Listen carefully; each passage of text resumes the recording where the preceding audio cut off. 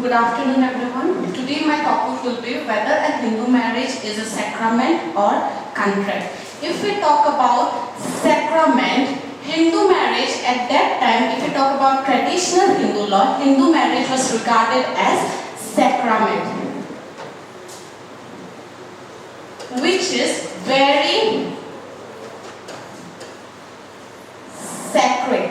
Sacred means holy, eternal. So, during the traditional Hindu law, marriage was regarded as sacrament, which was very holy or very eternal. During that time, marriage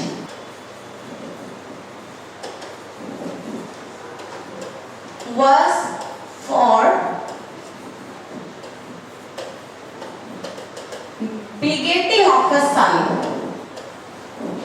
The purpose of marriage during the traditional Hindu law was of begetting a son, because at that time it was believed that if a son is born in a family, then he can give moksha to his ancestors. He can release the debts of his ancestors. So the purpose of marriage was begetting a son. And during that time it was also believed that marriage cannot be dissolved. It can, even the death cannot dissolve the marriage. So during that time it was called as sacrament, which means it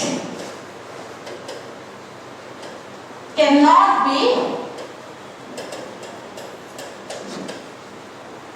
dissolved.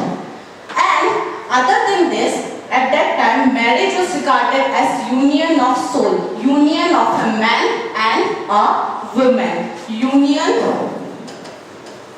of a man and a woman.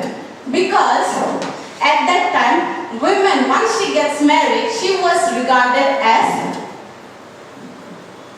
Ardhangini of her husband. It was believed that a man was regarded half, and after this marriage he can be completed. So a wife was regarded as Ardhangini. Other than this, the wife was also regarded as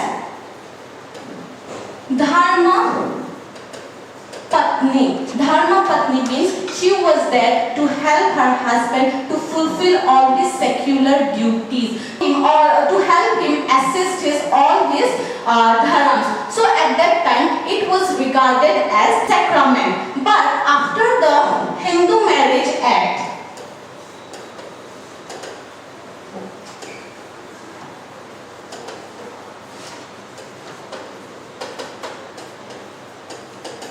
one more thing, prior to this act, there was no trace about marriage being a contract, or no trace about marriage getting dissolved. That means divorce. There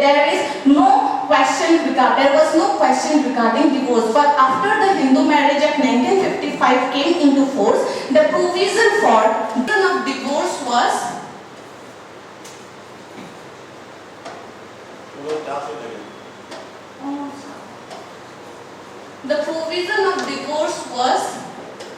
recognized.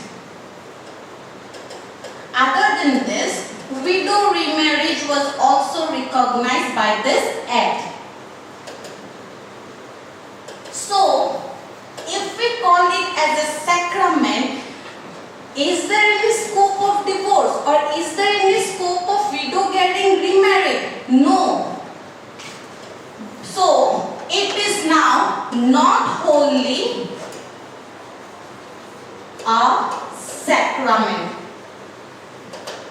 Because if we call it a sacrament, it cannot be dissolved. But if a divorce takes place, it obviously will get dissolved. If a widow is about to get remarried, then that means a marriage has already been dissolved. So can we now call it as a sacrament? No, na. So now it is not recognized as holy sacrament. After the 1955 Act, marriage was taking a form of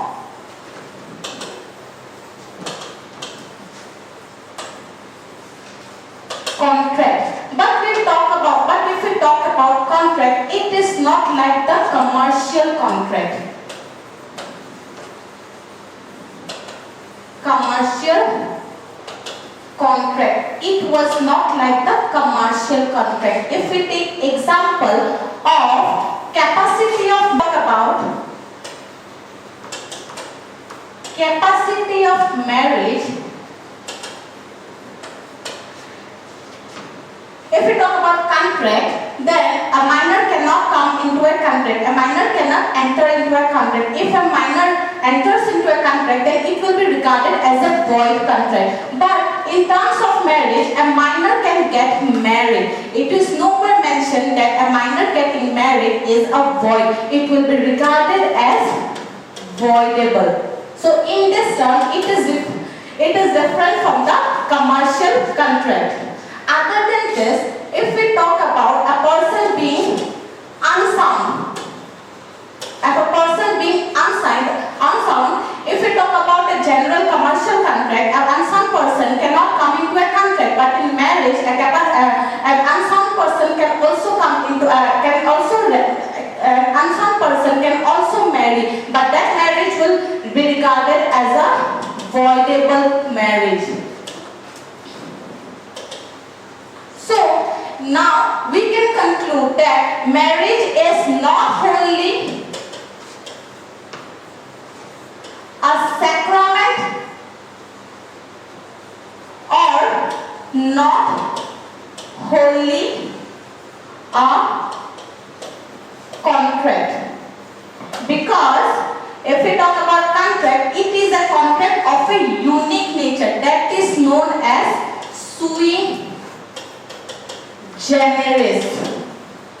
Sui generis is being very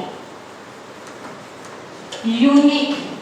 It is a contract, but a contract that is unique than the general other or commercial contract. So now we can say that a marriage is a blend of sacrament and contract. We have seen that prior to the 1955 Act, marriage was regarded only as a sacrament because at that time it cannot be dissolved. Only even the death cannot make them apart. But after the 1955 Act, there were lots of conditions like where a marriage was also taking a form of contract. So now we cannot call it wholly as a sacrament or wholly as a contract, but it is a blend or mixture of contract and sacrament. So this is all for today. But by next class we'll talk about void and voidable marriage. Thank you.